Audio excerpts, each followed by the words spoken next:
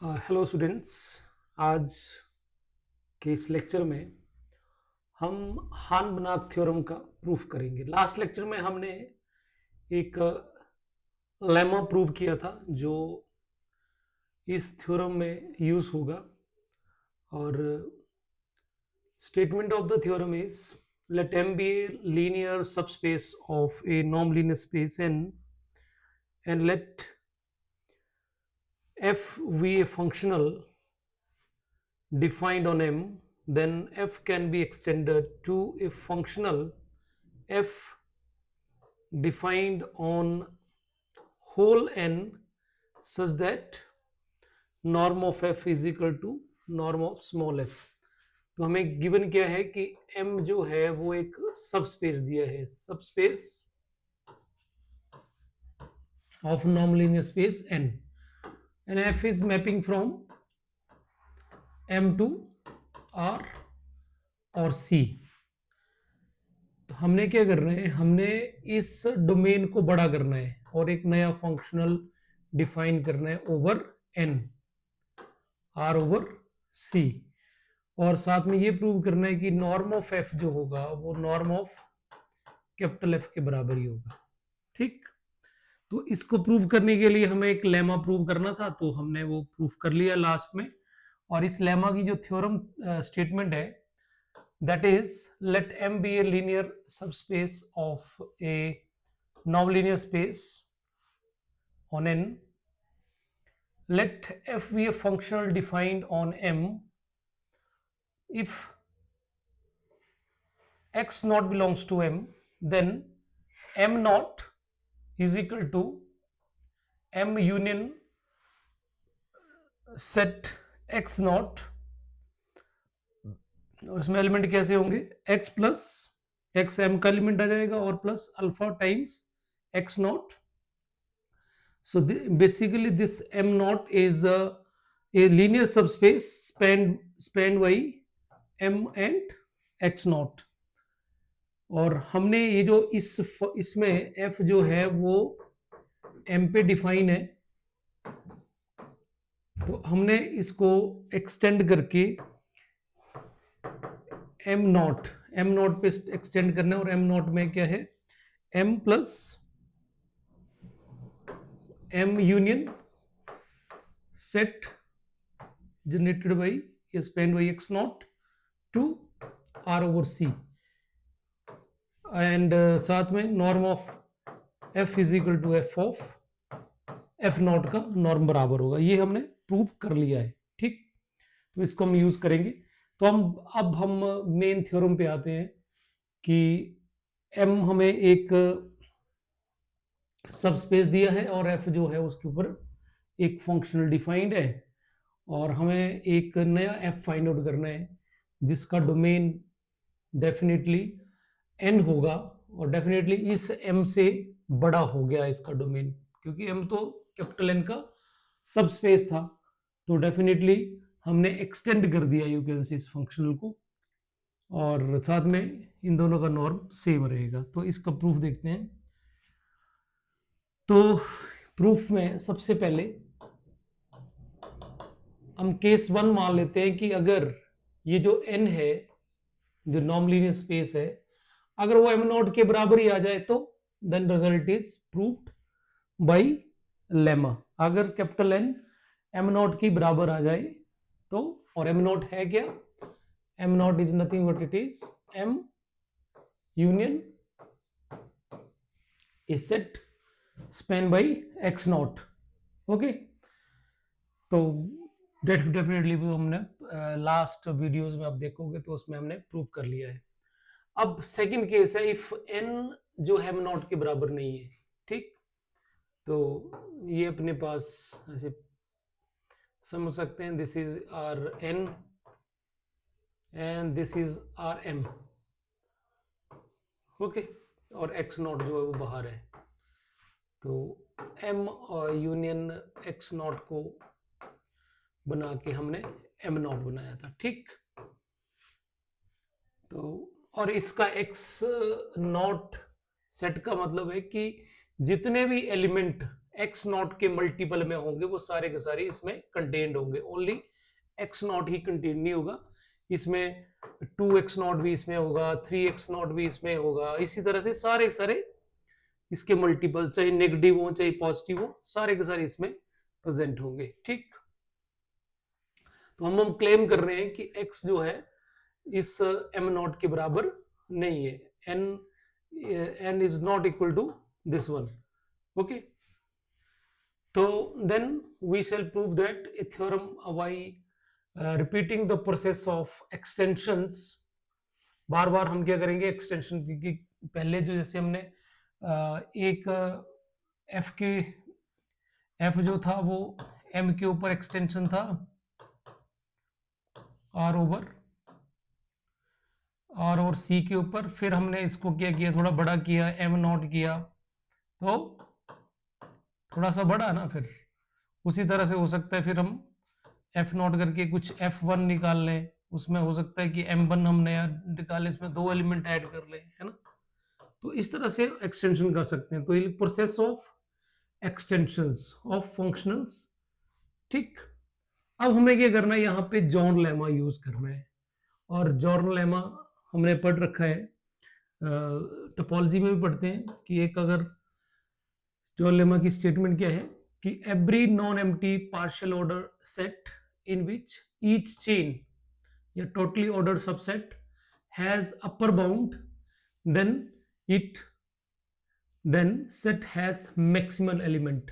तो ये आपको पता है कि पार्शियल ऑर्डर सेट में हम ऑर्डर रिलेशन डिफाइन करते हैं जिसमें रिफ्लेक्सिव होता है, एंटीसिमेट्रिक होता है और ट्रांसिटिव होता है, और उसको हम पार्शियल ऑर्डर बोलते हैं।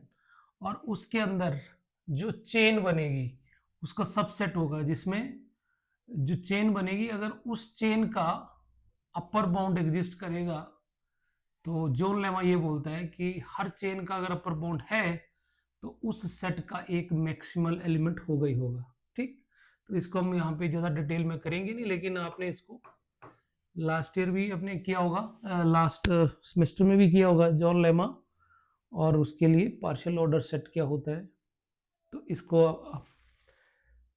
आपने देख लेना है। नाउ तो P हमने सेट ले लिया कि हम बार बार जो फंक्शन की एक्सटेंशंस कर रही हैं तो बहुत ज्यादा एक्सटेंशंस आ जाएंगी हमारे पास।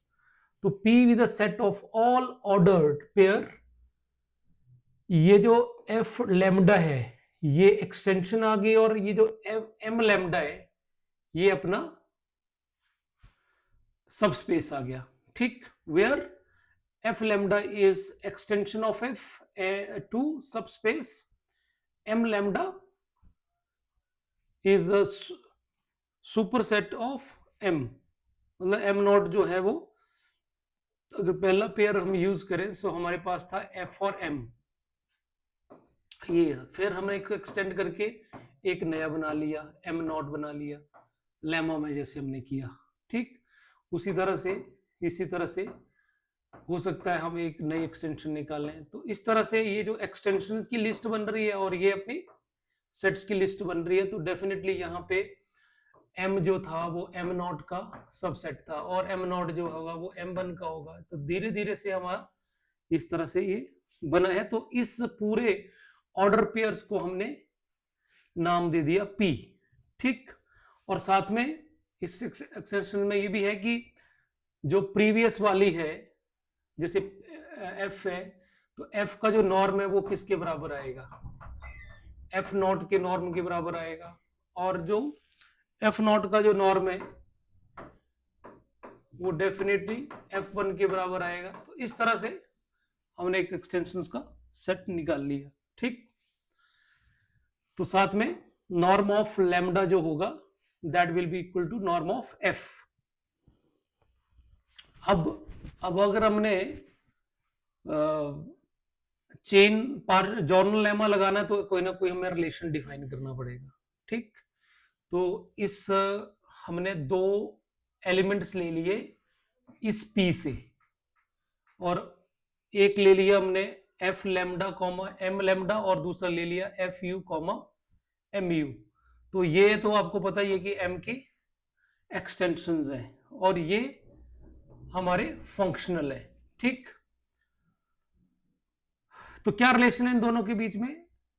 F lambda comma M lambda is related to, ऐसे लेस देन इक्वल टू पढ़ने की बजाय हम पढ़ेंगे is related to F U comma M U if only if M lambda is subset of M mu.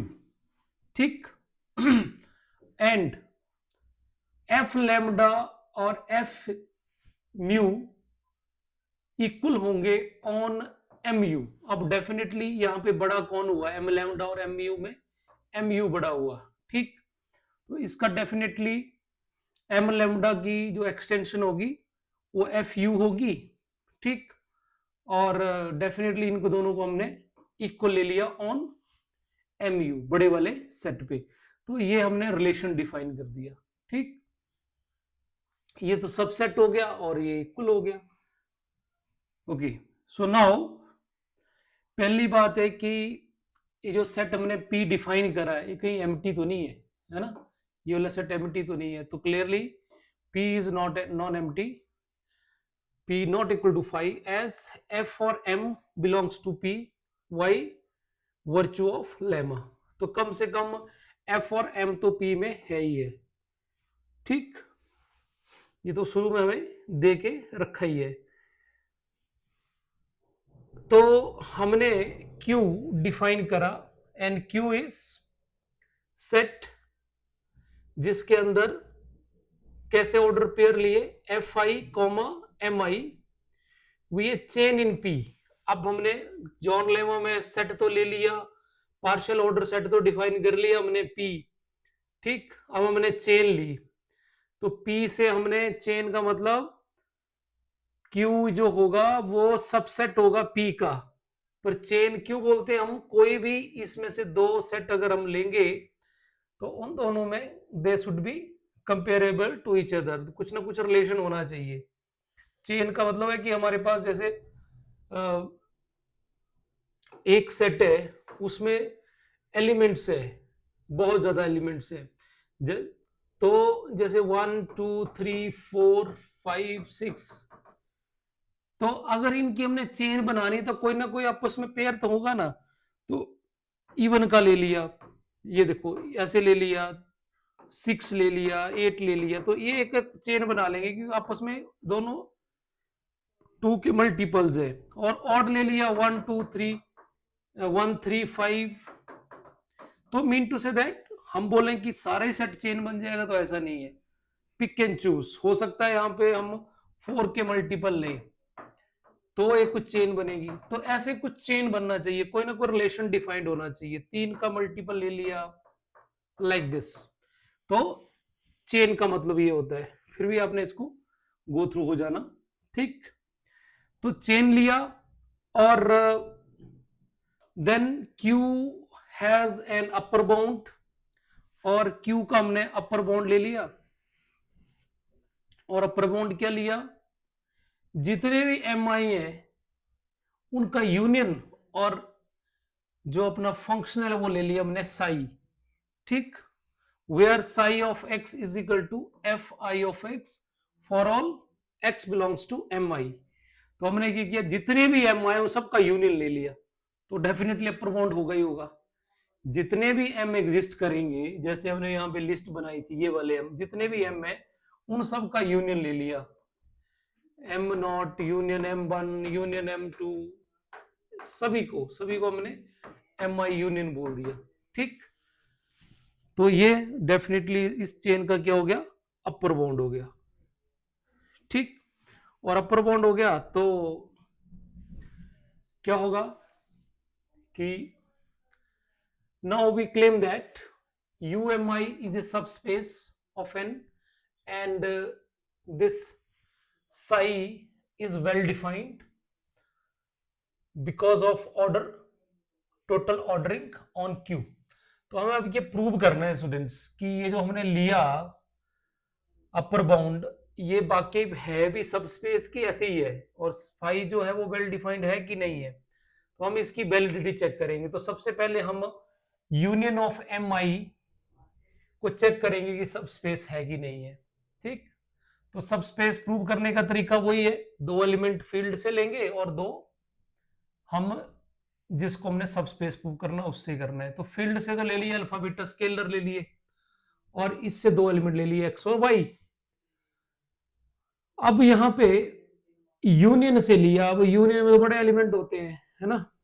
M, अगर M union M2 union M3 है, तो यहां से मैं अगर एक्स और वाई कॉमन लूं तो हो सकता है एक्स इसमें हो और वाई जाके M3 में हो या M2 में हो, तो सभी में होगा वो तो पॉसिबल नहीं, यूनियन में तो किसी एक भी एलिमेंट में होगा तो वो आ जाएगा। तो यहां पे हमने क्या किया, x जो है वो mi में लिया और y जो लिया वो mj में लिया, ठीक। For some i and j, q is order totally ordered set, ठीक। Totally order set means chain है, chain and order set means same thing. Q is chain, chain है तो क्या होगा, चेन का रिलेशन लग गया। चेन का क्या है कि या तो एम आई एम जे का सबसेट होगा या एम जे जो होगा वो एम आई का सबसेट होगा। ये हमने यहाँ पे डिफाइन किया हुआ है, ये देखो ऑर्डर में जो उन्होंने रिलेशन डिफाइन करा इधर, ये वाला दिस वन, ये हमने इसमें ऑर्डर में लगा के रखा है कि एक दूसरे के सबसेट होंगे, तो एम आई एम जे का होगा या एम जे एम आई का होगा। तो हमने एज्यूम कर लिया कि एम आई जो है वो एम जे का सबसेट है, ठीक। सो एक्स और वाई एम आई के एलिमेंट हैं, ठीक। Then M I is subspace of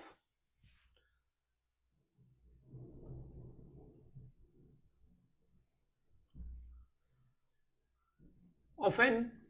so alpha beta definitely,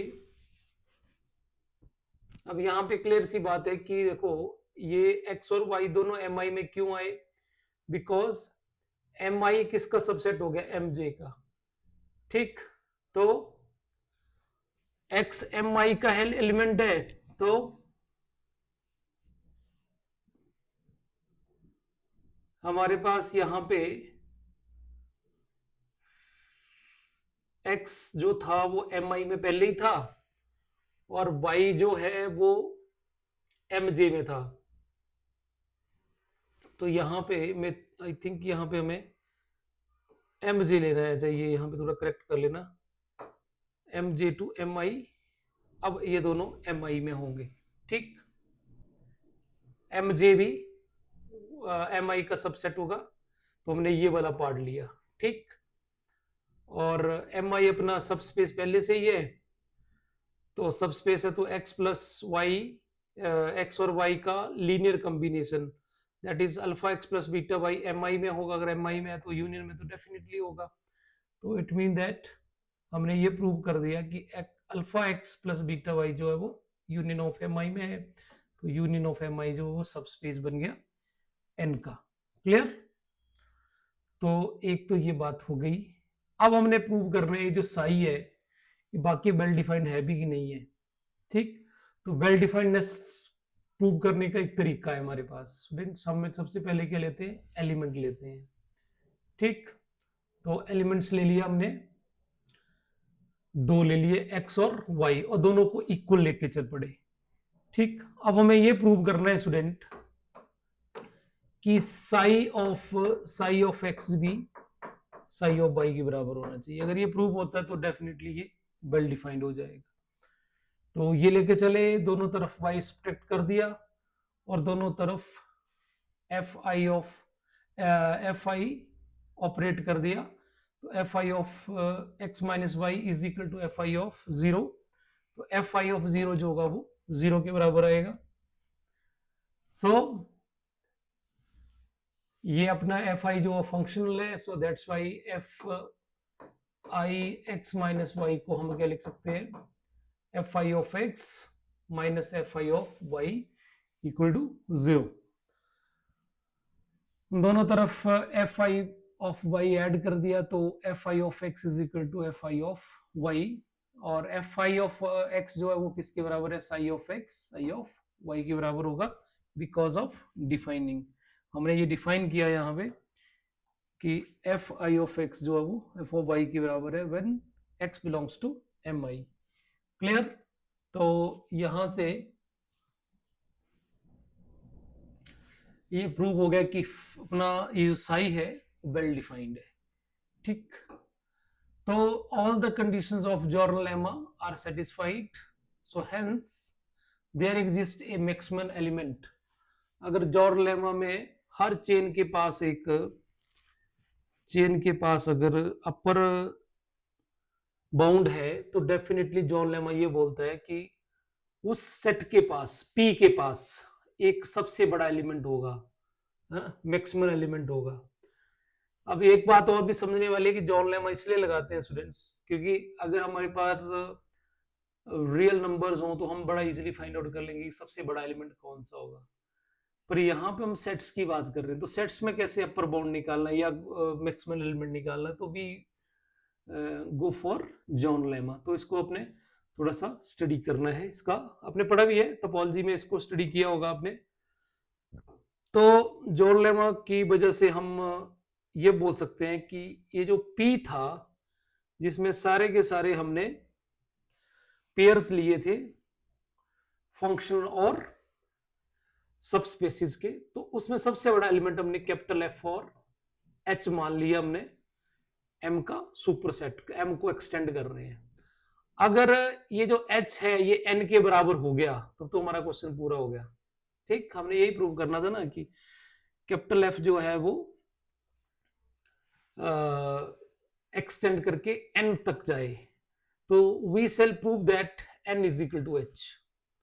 ठीक, अब पॉसिबिलिटीज है, हो सकता है कि H N के बराबर हो ही ना, तो मान लेते हैं कि if possible suppose H is not equal to H। अगर H N के बराबर नहीं होगा तो छोटा होगा, ऑब्वियस है, तो that is H is a proper subset of H। तो इसका मतलब है कि ये अपना N है और H जो वो अंदर होगा, फिर अगर बराबर नहीं है तो यहां पे कोई ना कोई एलिमेंट हम ऐसे क्लेम कर रहे हैं कि so there exist x naught belongs to N such that x naught belongs to H। ठीक, अगर इक्वल होते तो डेफिनेटली N ऐसे होना था और अपना जो H है H ने इसके ऊपर आ जाना था।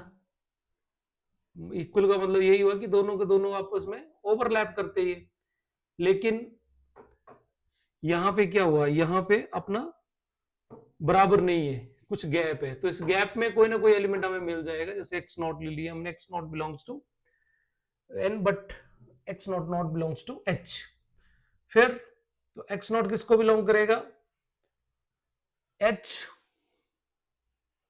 कॉम्प्लीमेंट को, that is n minus H। तो यहां से फिर हमने एक एलिमेंट बना लिया H is equal to H union H naught is equal to H union set spanned by x naught. तो हमने यहाँ पे H यूनियन ये एलिमेंट ले लिया। ठीक, और फिर वही लेमा वाला बन गया जिसमें हमने m नॉट डिफाइन करा था, तो वही लेमा प्रूव्ड अबव, पिछले अपने लेक्चर में हमने कवर किया था इसको पूरा। So f can be extended to a functional f naught on H naught which contains H properly। ठीक, अब H नॉट के अंदर तो H पूरा का पूरा है, तो ये तो कंट्राडिक्शन हो गई। क्यों कंट्राडिक्शन हो गई, क्योंकि हमने अभी क्लेम किया था कि ये मैक्सिमम एलिमेंट है, सबसे बड़ा एलिमेंट तो यही है। यहां पे तो सबसे बड़ा एलिमेंट H नॉट हो गया, H नॉट जो M को क्लेम कर रहा है, कंटेन कर रहा है। So this is contradiction to the maximality of the F, H। तो इसका मतलब ये जो हमने माना था ये हमारा सपोजिशन रॉन्ग हो गया। So our supposition is wrong, so H is equal to N, so hence proof of the theorem. So यहां पे हमने प्रूव कर दिया कि जो H है वो N के बराबर होगा। तो जो F हम लेके चले थे M2 आर और सी, अब वो एक्सटेंड करके हमने क्या कर दिया, हमने एक्सटेंड कर दिया कैपिटल एफ, और उसका जो डोमेन है, डोमेन क्या हो गया, एन हो गया, एंड दैट आर टू सी। ठीक, दिस ये प्रूव कर दिया हमने स्टूडेंट्स यहाँ पे। ठीक है, so this is all the proof. तो इसमें हम एक बार फिर इसको रिकवर कर सकते हैं कि क्या किया। सबसे पहले देखो अपना एफ जो था that is functional defined on M. ठीक, तो ये क्लियर हो गया, it is from F M to R और सी। अब हमने क्या करना था, एफ को एक्सटेंड करना था। एक्सटेंड का मतलब समझ गए होंगे आप, एक्सटेंड मतलब उसका डोमेन को बड़ा करना है। डोमेन को बड़ा करना है तो एक नया फंक्शन एफ, कैपिटल एफ आ गया, defined on N, whole N, इसका मतलब एम से एम एन तक चलेगी, और साथ में ये प्रूव करना। तो उसके लिए सबसे पहले हमने ये लेमा डिस्कस किया था, और पहला केस अगर एन एन नॉट के बराबर आएगा तो ऑटोमेटिकली हो जाएगा ये।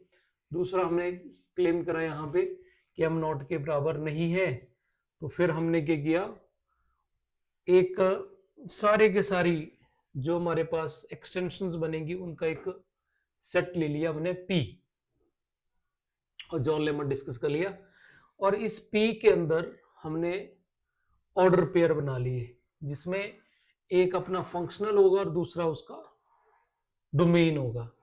ठीक, और साथ में ये जो नॉर्म ऑफ एफ लेमडा होगा that will B norm of F.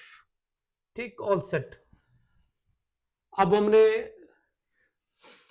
जॉर्न lemma लगाना है तो हमने उसमें क्या करना पड़ेगा, रिलेशन डिफाइन करना पड़ेगा। तो यहाँ पे रिलेशन भी डिफाइन कर लिया दो ऑर्डर पेयर के बीच में कि F lambda F M lambda less than equal to F U M U आएगा अगर if only F lambda is subset of M U होना चाहिए, और एफ लेमडा जो है वो एम एफ यू के बराबर होगा ऑन एम यू। और अगर पी नॉट इक्वल टू 5 है, क्लियरली बिकॉज कम से कम एफ और एम तो है ही है उसके अंदर, उससे हमें फिर यहाँ पे हमने एक अपर बॉन्ड ले लिया। फिर ये जो हमने अपर बॉन्ड लिया उसको चेक करा कि वाकई वो सब स्पेस और फंक्शनल है भी कि नहीं है। तो ये सब स्पेस वाला पार्ट हो गया, और फिर हमने फाई को चेक कर लिया कि वाकई वो वेल डिफाइंड फंक्शनल है भी कि नहीं है। तो यहाँ से ये हो गया। फिर लास्ट में हमने जॉन लेमा लगा दिया। जॉन लेमा बोलता है कि ये ठीक है, अगर इस सेट के पास अपर बाउंड एग्जिस्ट कर रहा है हर चेन के पास, तो इस सेट के पास डेफिनेटली एक मैक्सिमल एलिमेंट होना है। वो मैक्सिमल एलिमेंट ले लिया हमने एफ कॉमा एच उस पी में। ठीक, वहां पे फिर दो केस बन गए, अगर एच एन के बराबर होगा तो प्रूफ हो गया, अगर नहीं होगा तो हमने चेक कर लिया। अब जब हमने एच को एन के बराबर लिया